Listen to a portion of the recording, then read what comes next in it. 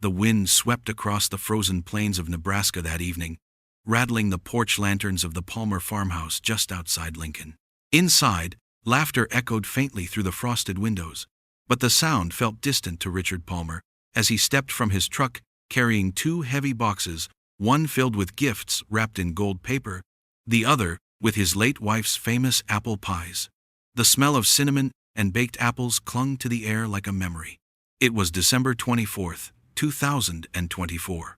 For 69-year-old Richard, Christmas had always meant one thing: family. Since Margaret's death 6 years ago, the holiday had been bittersweet. But his son Ethan, his daughter-in-law Victoria, and his grandchildren Noah and Emily were the reason he still decorated his home each year. He'd even brought a bottle of 20-year-old bourbon, saved for a special occasion. He thought tonight would be one. "Grandpa!" Emily's voice rang through the air as she ran down the steps, her red scarf trailing behind her. Noah followed, taller now, 15, and trying to act like an adult, but the joy in his face was pure and childlike. Richard knelt, embracing them both, feeling warmth return to his heart. "Merry Christmas, sweetheart. You've both grown so much." Inside, the house glowed with golden light. The long dining table shimmered with crystal glasses, polished silverware, and tall candles. A garland of pine needles and golden ribbons stretched down the center. Everything was perfect too. Perfect. Almost staged. Victoria appeared from the kitchen, her smile polite but tight. "Richard, how lovely you could make it. Please, hang your coat there." Her tone was sweet, but her eyes carried the same distant courtesy that had unsettled him for years. "Good evening, Victoria. The table looks beautiful," he said, setting the pies on the counter. Ethan emerged behind her, his sleeves rolled, voice clipped.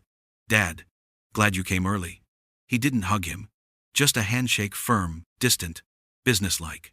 Something about the atmosphere was off. Richard noticed immediately. The table was set for 7. He counted quietly, himself, Ethan, Victoria, the 2 kids that made 5. Who were the other 2? He asked casually, expecting someone else? Victoria's lips curved into a practiced smile. "Yes, my father will be joining us. You remember Mr. Reynolds, don't you?" Of course, Richard remembered. Henry Reynolds, 72. The man who had once tried to buy out Palmer Agrisystems when Richard was struggling to expand. When Richard refused, Reynolds had smiled and said, "You'll regret it." The memory had never left him. He nodded slowly. "Ah, Henry Reynolds. I didn't realize he'd be part of Christmas." "Oh, he's practically family now," Victoria replied softly, brushing invisible dust from the tablecloth. Moments later, the sound of tires crunching on snow filled the driveway. The front door opened, and Henry Reynolds walked in tall, immaculate, his tailored gray coat brushing the floor. He looked around the farmhouse like a man inspecting property. "Henry," Richard said politely. "Merry Christmas." "Richard," Reynolds replied, shaking his hand lightly. "Still in Lincoln, I see." His smile didn't reach his eyes. Dinner began with small talk and forced laughter. The children tried to keep the mood light, but something electric pulsed beneath the surface. When everyone began to sit, Richard instinctively took his usual place, the head of the table, the seat he'd occupied every Christmas since Margaret's death. It wasn't about power, it was tradition. But before he could pull out the chair, Ethan's voice sliced through the room. "Dad, wait." Richard paused, confused. "Yes?" "That seat's for Mr. Reynolds." The words didn't register at first. "Excuse me?" Ethan's tone hardened. "He's the guest of honor tonight. Please, take the other end." The room fell silent. Victoria busied herself refilling water glasses, avoiding eye contact. Reynolds adjusted his cufflinks, pretending not to listen. The children froze. "Ethan," Richard said softly, "I've always sat here. It's tradition." "Traditions change," his son replied coldly. "Now move, please." Richard stared at him, searching for the boy. He'd raised the boy, who used to climb into his truck every summer morning to visit job sites, who once said he wanted to be just like Dad, but that boy was gone. In his place stood a stranger. "Ethan," he said, still calm, "this is not the way to speak to your father." Something snapped in Ethan's expression. He walked around the table, placed both hands on Richard's shoulders, and pushed. The force wasn't extreme, but it was enough to send the older man off balance. His chair tipped, the world blurred. The next thing he knew, he was on the floor, his palms burning against the cold tile. The children gasped. Victoria covered her mouth. Reynolds watched silently, his eyes glinting with something that looked disturbingly like satisfaction. For a long, terrible second, no one moved. Only the ticking of the grandfather clock filled the room. Richard rose slowly, his dignity the only thing keeping him upright. "This seat," Ethan said, his voice trembling with misplaced anger, "belongs to my father-in-law. Get out." Richard nodded once. "Then, enjoy your meal," he said quietly. He took a chair at the far corner of the table, his back straight, his face unreadable. The conversation resumed awkwardly. Ethan laughed too loudly at Reynolds's jokes. Victoria forced smiles. The children remained silent. As the candles flickered against the window glass, Richard's mind began to drift not in grief, but in clarity. The man who had once built an empire out of nothing sat silently in exile at his own family's table, realizing that something far greater than respect had been broken that night. And while the snowstorm thickened outside, a storm of a different kind began to form inside him, cold, precise, and unstoppable. Snow blanketed the highway as Richard drove back to his farmhouse that night, the wipers struggling against the icy wind. The bourbon he had brought as a gift sat unopened in the passenger seat. In its amber reflection, he saw his own tired face creased, pale, and colder than the storm outside. The silence in the car was so heavy that he could almost hear the echo of his son's words. "This seat belongs to my father-in-law." He whispered them aloud, almost to test if they still stung. They did. Each syllable hit like a small hammer. For a man who had spent 40 years building his business brick by brick, that single act had destroyed something no amount of money could ever rebuild: respect. When he pulled into the long gravel driveway, the farmhouse loomed quietly under a sheet of snow. It was the same house where Ethan had taken his first steps, where Margaret had baked bread every Sunday, where every Christmas had once meant laughter. Now, the only sound was the crunch of his boots on ice. Inside, the grandfather clock ticked steadily, echoing through the dark, wooden hallways. Richard hung his coat, poured himself a glass of bourbon, and sat in the study, where the scent of pine and old leather always reminded him of better years. He turned toward Margaret's portrait on the wall, a soft smile, gentle eyes, holding a basket of apples. "You'd know what to say," he murmured. "You always did." But he already knew what she would say. "Dignity isn't given, Richard. It's reclaimed." He straightened, the decision forming with the precision of an architect laying out blueprints. This wasn't about revenge. It was about restoring order. He picked up the phone. "Harold?" His attorney's sleepy voice answered after a few rings. "It's Richard Palmer. I need you in the office first thing tomorrow." "Tomorrow's Christmas Day," Harold replied cautiously. "Then it will be memorable," Richard said. "I'm revoking every power of attorney Ethan holds. No exceptions." There was silence on the line. Then, a low sigh. "Understood. I'll prepare the paperwork." The next call went to Sandra Lee, his CFO, a brilliant woman who had kept the books clean for 20 years. "Sandra, I need all joint accounts with Ethan frozen at dawn. Suspend his corporate salary and access to company credit lines." Her tone sharpened immediately. "Is there a problem?" "There's a correction," Richard replied. "He's been careless with company property. I can't risk the business." "I'll handle it personally," Sandra said. The third call was to Logan Pike, his operations director and the most loyal man Richard had ever hired. Logan answered on the first ring. "Logan, it's me. Early tomorrow, remove Ethan's name from the building access registry. Clear his office. You'll act as interim CEO." "Mr. Palmer," Logan said slowly, "is this permanent?" "Consider it as such until further notice." "Understood, sir. I'll handle it quietly." Richard set the phone down and exhaled. The fire in the hearth crackled softly, throwing orange light across the shelves of binders and old photos, snapshots of a lifetime's work. He opened the bottom drawer of his desk and pulled out a black leather folder marked Project Maple. Inside were legal papers few people even knew existed, documents transferring controlling shares of Palmer Agrisystems to a private holding company registered under his name alone. Margaret had insisted he set it up decades ago, just in case family ever turned against itself. He smiled faintly. You always were the cautious one. He updated the date on the final page, initialed it, and sealed it again. The entire company, its grain silos, its warehouses, its trucking fleet, was now beyond Ethan's reach forever. For a moment, he leaned back and listened to the wind outside. It howled against the windows like a restless spirit.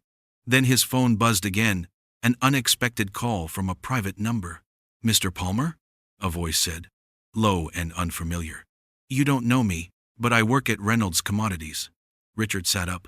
Reynolds Commodities? Yes, sir. I thought you should know your son and Mr. Reynolds have been negotiating a merger behind your back. They planned to announce it at the New Year's conference. Your company was about to be absorbed. Richard's hand tightened around the phone. And who are you? Someone who thinks you deserve the truth. Merry Christmas, sir. The line went dead. He sat there for several seconds, processing.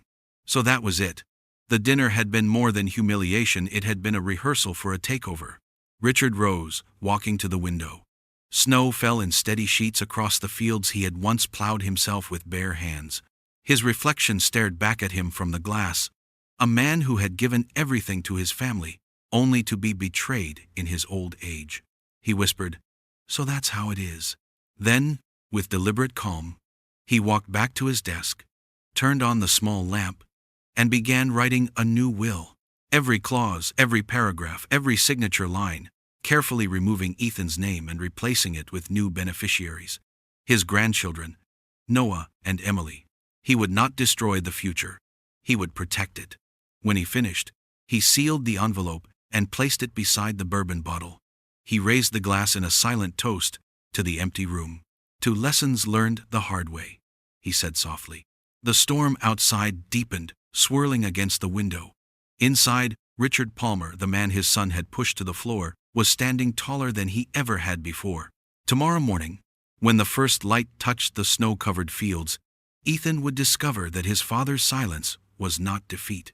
It was preparation. Christmas morning dawned pale and bitterly cold over Lincoln. Frost clung to every window pane, and the first rays of sunlight cut across the frozen fields like blades of glass. Inside Ethan Palmer's modern farmhouse, the air was thick with tension long before the family awoke. Victoria stirred first, slipping out of bed and glancing at the clock, 6:45 a.m. She expected the usual holiday warmth, the smell of cinnamon rolls, the kids racing down the stairs, music playing. Instead, silence. Ethan was already up, pacing the living room in his robe, phone in hand, face pale. What's wrong? She asked, yawning.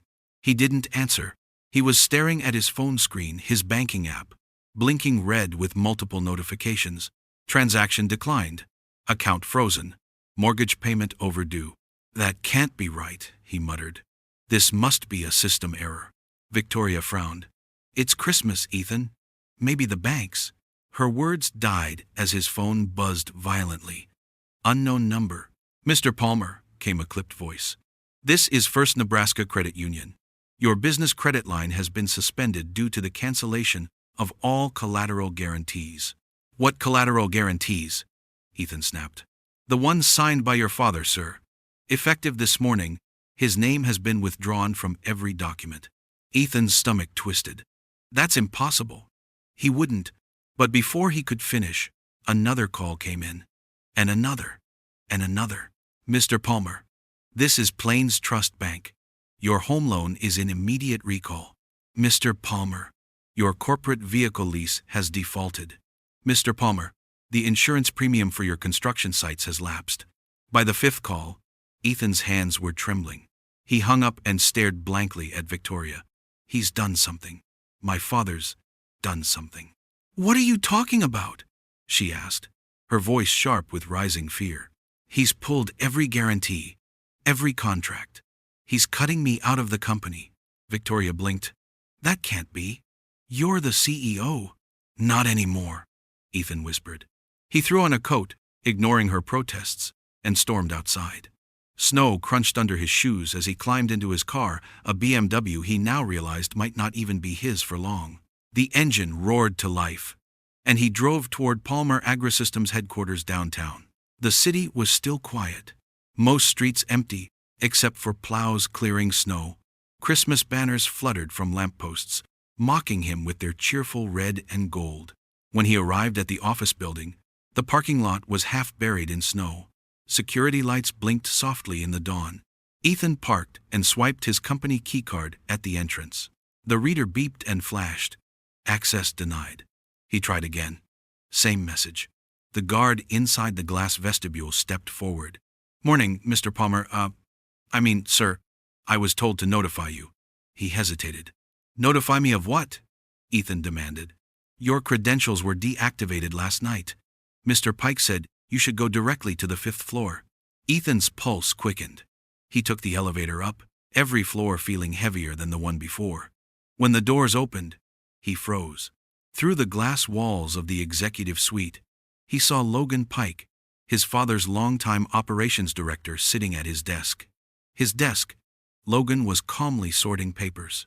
Logan, what the hell is this? Ethan barked. Logan stood, his face composed but grim. Good morning, Ethan. You're not going to like what's on that desk. Ethan's eyes followed his gesture. There, neatly centered on the mahogany surface, lay a letter embossed with the Palmer Agrisystems seal and his father's signature. He picked it up and read the first line aloud. Effective immediately, you are terminated from your position as Chief Executive Officer for cause, breach of trust, and conflict of interest. His breath caught. This can't be legal. Logan handed him a small white note. Richard's handwriting, steady and unmistakable. This office is not for you. The words hit harder than any punch. Ethan's mind raced merger plans, signed documents, all undone in a single night. He felt the floor tilt beneath him. Logan, you can't seriously be part of this. I work for Mr. Palmer, Logan said evenly. Always have. You know that. I'm his son. You were, Logan replied quietly. Until last night. Ethan's phone began vibrating again. He glanced at it, another unknown number. He let it ring, then another, then another. By the time he reached the parking lot again, he had 23 missed calls. His BMW sat idling in the snow, but as he climbed in, a tow truck turned the corner and stopped behind it. A man in a heavy coat approached, clipboard in hand. Morning, sir. We have an order to repossess this vehicle for non-payment. Ethan laughed bitterly. You've got to be kidding me. The man shook his head. No joke. The leaseholder withdrew their guarantee. That means immediate retrieval. Ethan stood in the snow, watching as they hooked his car to the tow. His breath fogged in the air. When he finally returned home, the scene was chaos. Victoria was on the phone, pale as a ghost. Ethan, the mortgage company called. We have 72 hours before foreclosure. He slumped into a chair. It's all gone, he whispered. Everything. From the living room, Noah's voice broke the silence. Dad, are we going to lose the house? Ethan looked at his son, unable to speak. Outside, the wind howled over the white Nebraska fields as if the land itself were erasing his name. By noon, 47 missed calls filled his phone screen. Each one was a reminder. Each one said the same thing, in a different voice. Your father took back what was his. By evening, the once warm Palmer farmhouse felt like a stranger's house, quiet, cold, stripped of its security. The Christmas lights outside flickered weakly against the wind, their glow distorted by frost on the windows. Inside, Victoria sat at the kitchen table, her face pale under the overhead light. Ethan stood near the fireplace, pacing, his phone pressed to his ear for the 100th time that day. Voicemail. Again, he muttered, lowering the phone. He's ignoring me. Ethan, Victoria said carefully. Maybe you should let things calm down before... Calm down? He spun toward her, his voice trembling with anger. He destroyed my career in one night. Victoria, do you realize what that means? I've been erased. You humiliated him, Ethan, she said quietly. You pushed your father in front of the children. You can't pretend that didn't happen. He froze, the words hitting like a slap. I didn't mean to. You did, she cut in. And you did it to impress my father. Her voice cracked on the last word. She looked away, ashamed. You thought showing loyalty to him would make you look powerful. Instead, you made yourself small. Before Ethan could reply, his phone rang again. He snatched it up. Dad? But the voice on the other end was cold and familiar. Ethan, this is Henry Reynolds. Mr. Reynolds, thank God, listen. You've got to help me. My father's out of control. He's cut every tie, every guarantee. Stop. The old man's voice carried no warmth. I warned you that respect is currency. And last night, you went bankrupt. What are you talking about? I saw you push your father. I saw the look in his eyes. You don't recover from that, Ethan. Not in business, not in family. Please, Ethan said, desperation rising in his throat. You were the one who said my father was holding back the company, that he was old-fashioned, and I was wrong, Reynolds interrupted sharply. I misjudged him. He's a man of principle, something you clearly don't understand. Ethan's grip tightened on the phone. You can't abandon me now. We were finalizing the merger. There is no merger, Reynolds said flatly. In fact, I've just signed a new memorandum with your father. The words sliced through the air like a blade. With my father? Yes. He reached out this afternoon. I told him what I witnessed, and I apologized for being part of that humiliation. He accepted. Ethan's vision blurred for a moment. You're doing business with him now?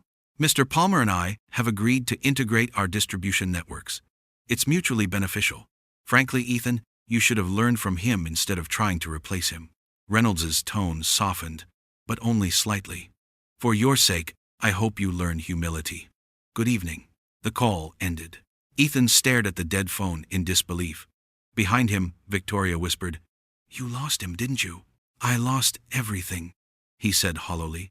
No, she corrected softly. You threw it away.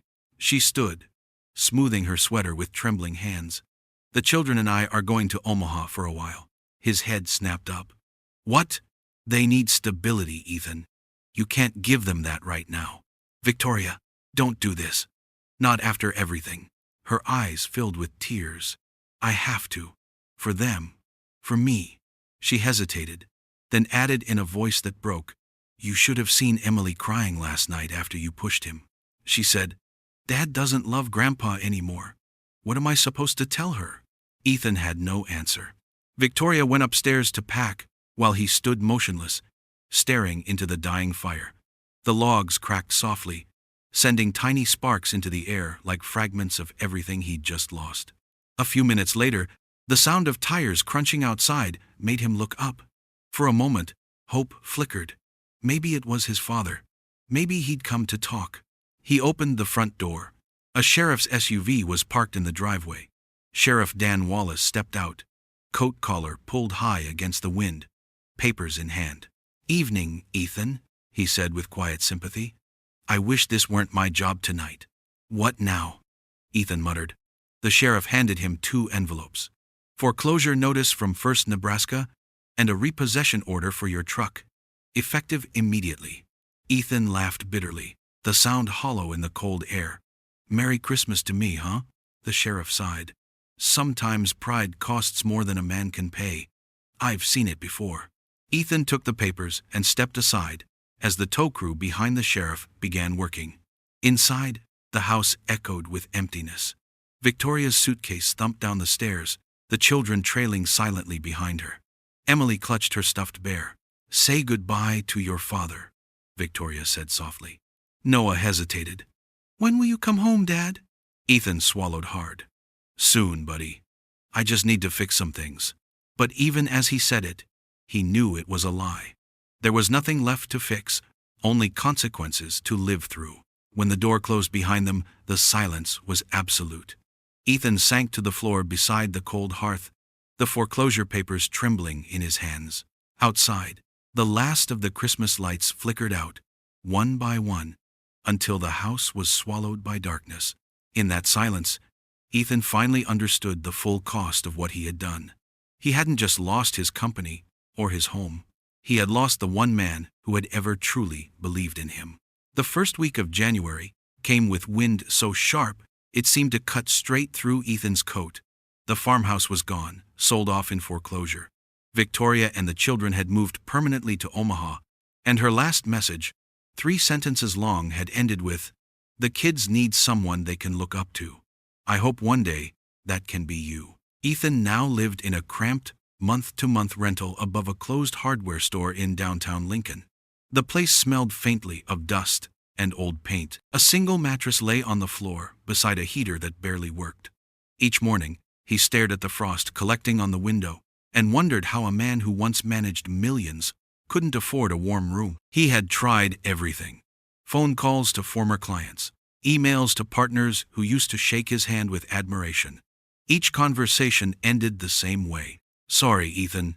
We heard about what happened with your father. It's complicated. Or worse, you're talented but we can't risk it. Your father has too much respect in this town." Respect. The word had become a curse. By mid-January, with his savings gone, Ethan swallowed his pride and walked into the Lincoln Job Assistance Center. He was wearing his last decent jacket, the one that still smelled faintly of cedar from his old office. The receptionist handed him a clipboard and gave him a weary look. "Name? Ethan Palmer." Her pen paused midair. "Palmer, as in Palmer Agrisystems?" He nodded, already bracing for the reaction. She pursed her lips. "I read about you in the paper. Must have been rough." Ethan forced a smile. "Just looking for a fresh start. Most of the corporate listings won't take someone with your background. Not after that fallout," she said, her tone not unkind. "But there's a maintenance contractor hiring night workers out in the industrial district. Pays minimum, but it's honest work." "Where do I sign?" he said quietly. That night, he began his first shift at Prairie Grain Storage, a facility that cleaned and serviced agricultural silos along the outskirts of the city. The work was brutal, scraping residue from steel walls, washing machinery caked in dust and grease, loading tools under the freezing midnight wind. By the second night, his hands were raw and blistered. By the third, he stopped complaining. There was something cleansing about exhaustion. When the sun rose over the empty fields and turned the snow pale gold, Ethan realized he had survived another night. During breaks, the other workers sat on overturned buckets, sipping cheap coffee from thermoses. They were men who had seen hard times, retirees supplementing their pensions, single fathers, immigrants chasing stability. One of them, Miguel, a wiry man with a thick accent, nodded toward Ethan. "You're new. What did you do before this?" Ethan hesitated. "Construction. Mostly management." Miguel chuckled. "So you're a boss who learned to work, huh? Welcome to the real world, amigo." For the first time in months, Ethan smiled honestly. He didn't tell anyone who he really was. Not about the company. Not about his father. He just worked. And slowly, something inside him began to change. In February, the Lincoln Journal-Star published an article. Palmer Agrisystems and Reynolds Commodities announce expansion project new jobs for 300 Nebraskans. The photo showed Richard Palmer and Henry Reynolds standing side by side, shaking hands. They both looked proud, steady, unstoppable. Ethan read the article during his break, the paper trembling in his hands. For a long moment, jealousy burned through him. Then, unexpectedly, it faded into something else, admiration. He whispered, "You did it, old man." Weeks turned into months. The routine became his anchor. Work, eat, sleep, repeat.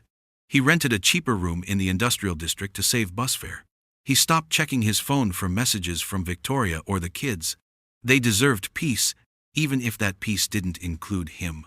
And yet, late at night, when the facility was empty, he often found himself standing under the echoing arches of the silos, looking up at the faint outlines of stars. He'd close his eyes and imagine his father in his study. The same study he'd seen as a boy, the smell of ink and sawdust, the quiet hum of late-night work. For the first time in his life, he began to understand the weight of that silence. It wasn't pride, it was discipline. One night, As he mopped the loading dock floor, the foreman walked over, wiping grease from his hands. "Palmer, you work hard. I could use a man like you full-time. Interested?" Ethan nodded, a lump in his throat. "Yes, sir. I'd be grateful." When he clocked out at dawn, he stepped outside and watched the sun rise over the Nebraska plains. His hands were cracked, his back ached, and his clothes smelled of diesel, but for the first time in his adult life, the pride he felt didn't come from status or money. It came from earning something no one could take away again: his dignity.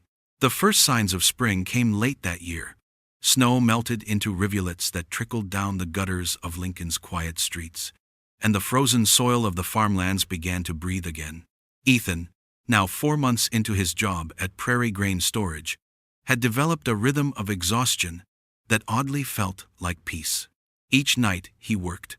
Each dawn he survived. The man he used to be seemed further away, like a photograph fading under sunlight.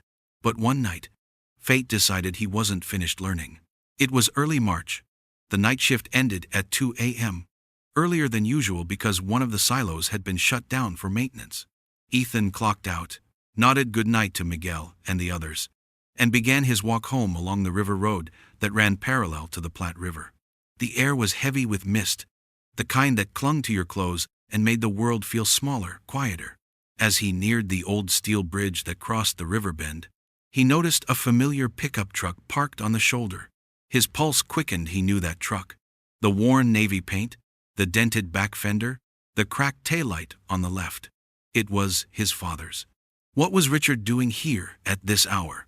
Ethan slowed, staying in the shadows. His instinct told him not to approach yet. Through the fog, he saw 2 silhouettes near the truck. One was Richard, unmistakable in his heavy winter coat, his silver hair catching faint moonlight. The other was a uniformed man, Sheriff Dan Wallace. Ethan edged closer, crouching near the guardrail. Their voices carried faintly across the mist. "Mr. Palmer," the sheriff was saying, "we've confirmed those anonymous messages came from someone connected to your company's old security firm. You sure you don't want me to assign a patrol near your property tonight?" Richard shook his head. "No need, Dan.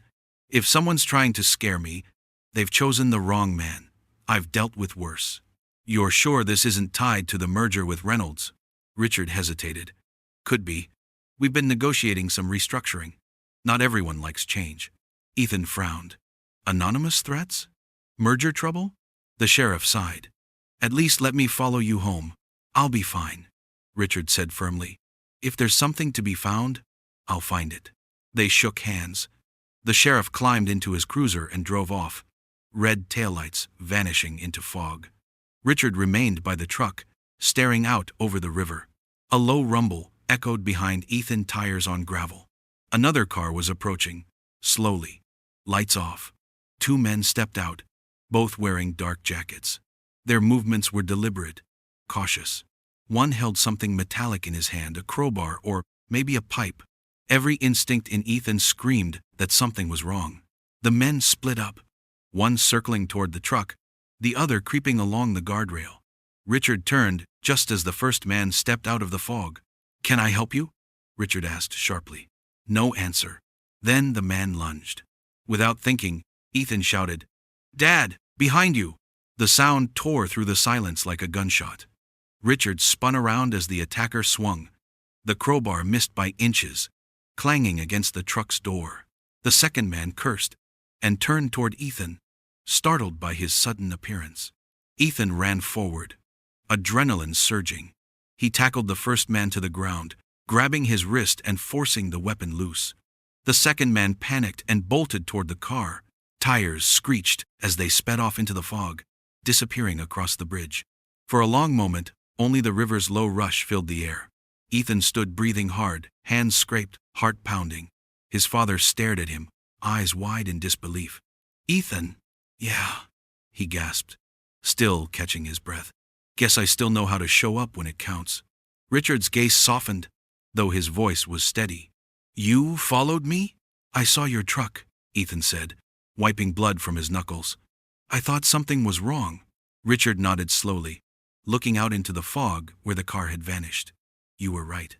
The sheriff's cruiser returned moments later, siren blaring faintly. Richard waved it down and gave a quick explanation. The attacker's car had no plates. Likely hired muscle, angry about layoffs or contracts lost after the merger. When the sheriff left again, promising to investigate, father and son stood in the pale glow of the truck's headlights, the air thick with unspoken words. Finally, Richard said quietly, "You could have been hurt." Ethan managed a half smile. "Wouldn't be the first time I fell because of this family."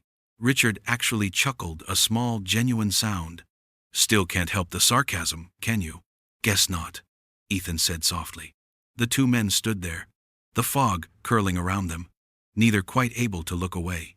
For the first time since that terrible Christmas night, Richard saw something in his son's eyes that wasn't arrogance or pride. It was remorse, courage, and a flicker of the boy he once knew, the one who used to ride beside him in the truck, watching the sunrise over the fields. "Thank you," Richard said finally, voice low. Ethan nodded. "You don't have to." "Yes, I do." They didn't hug. They didn't say more. But when Richard started the engine and offered quietly, "Need a ride home?" Ethan accepted. They drove in silence through the misty fields, the hum of the tires steady beneath the night sky. And though no apology was spoken, something fragile and important had shifted between them, like a frozen river beginning to thaw. Days passed after the incident at the bridge, but its echo stayed with both men. For Richard, it replayed each time he looked at the dent on his truck door where the crowbar had struck. For Ethan, it haunted his dreams, the weight of his father's startled expression, the flash of fear, the moment when instinct overrode everything else. Neither of them spoke after that night. Richard dropped Ethan off near his rented apartment in silence, only saying, "Take care of yourself," before driving away into the fog. But in that quiet goodbye, Ethan sensed something he hadn't felt in years. Not forgiveness, but acknowledgement. The next few days at Prairie Grain Storage were strangely peaceful. Miguel and the other workers noticed a difference in him. He moved with calm purpose now, less burdened, as if he'd left some of his shame on that bridge. But deep inside, he knew there was one last thing he had to do, something words spoken in person could never achieve. On a Sunday morning, Ethan sat at the small wooden table in his apartment. The light filtered through the thin curtains, illuminating his calloused hands and the blank sheet of paper before him. The sound of distant church bells carried through the quiet streets. He picked up a pen, hesitated, and began to write. "Dear Dad," he stopped, staring at those two words. They felt foreign, too heavy, too personal for what he had become. He crossed them out and began again. "Dear Mr. Palmer." He paused again, sighed, then settled on something simple. "Richard." His handwriting was uneven, but his thoughts flowed like a river, breaking through winter ice. "I know I have no right to ask for your attention, much less your forgiveness. What I did that night was inexcusable. But after everything that's happened, I've come to understand something I never could before. What it means to build something with your own hands and lose it because of pride." He wrote about his job at the grain facility, how humbling it felt to earn his pay by sweat instead of negotiation, how the men he worked beside had more integrity than many executives he'd known. "They don't care who I was, only how I work. And for the first time I feel useful again." He admitted he had read about the partnership with Reynolds. "I should feel angry that you succeeded without me. But I don't. You did what I couldn't. You found peace in doing things the right way. Maybe one day I'll deserve to stand beside you, not as your heir, but as a man who finally understands why your name means something." Then he wrote about the bridge. "I didn't plan to be there. I didn't follow you out of guilt. I just didn't want to lose the chance to protect the man who had spent his life protecting everyone else. When I saw those men move toward you, I realized in one heartbeat what I had almost destroyed. Family. Legacy. You." His pen trembled. He let the ink dry before continuing. "You taught me that character is built when no one's watching. I used to think you were too strict, too proud. Now I know you were just steady. You were right to take everything from me. I needed to lose it all to see the world the way you always did." When he finished, he folded the letter carefully and placed it in an envelope. But he wasn't done.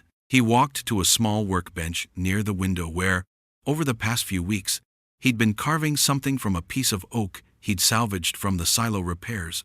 A miniature chair, simple and sturdy. The seat was smooth, the grain rich and warm. It was his way of rewriting what had broken that night. He placed the letter inside the hollow under the chair's seat and sealed it shut with a wooden plug, sanding it smooth. On the bottom, he carved 4 words: respect, earned, not given.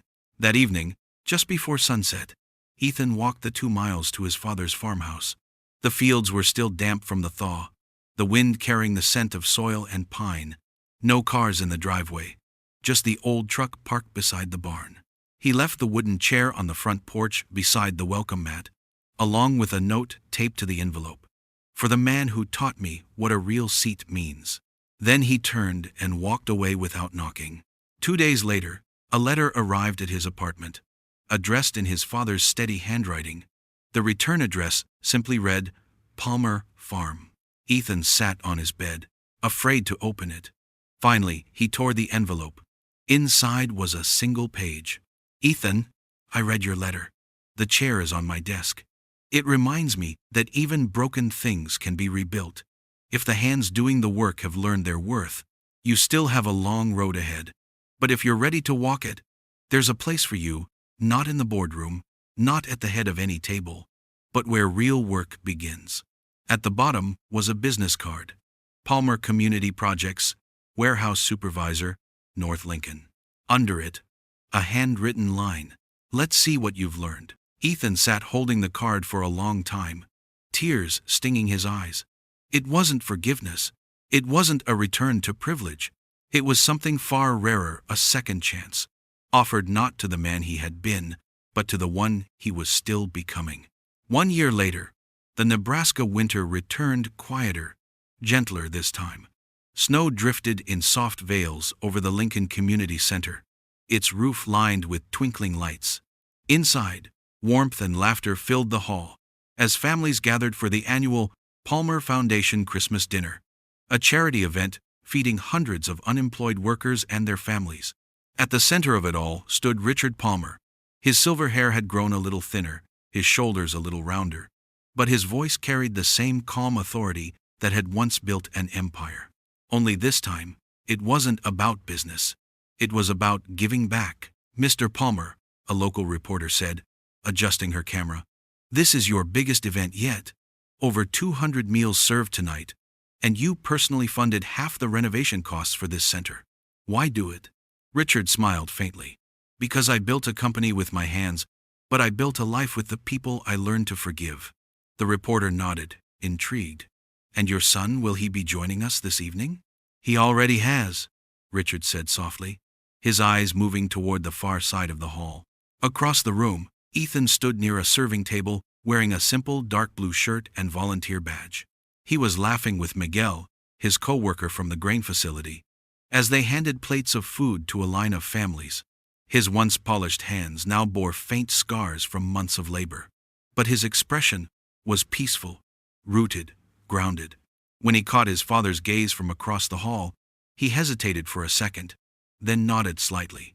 Richard returned the nod, a silent exchange of acknowledgement that said more than words ever could. After dinner, as the crowd thinned and the local choir began their soft carols, Richard took the stage with the mayor. Before we close, the mayor announced, I'd like to recognize 2 men who made tonight possible. He gestured to Richard, then to Ethan. One built a legacy that changed this community. The other proved that legacy can be rebuilt through humility, not inheritance.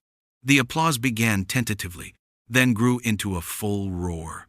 Ethan stood frozen, unsure what to do until Miguel elbowed him forward. Go on, Jefe, Miguel whispered with a grin. They're clapping for you. Ethan climbed the few steps onto the stage.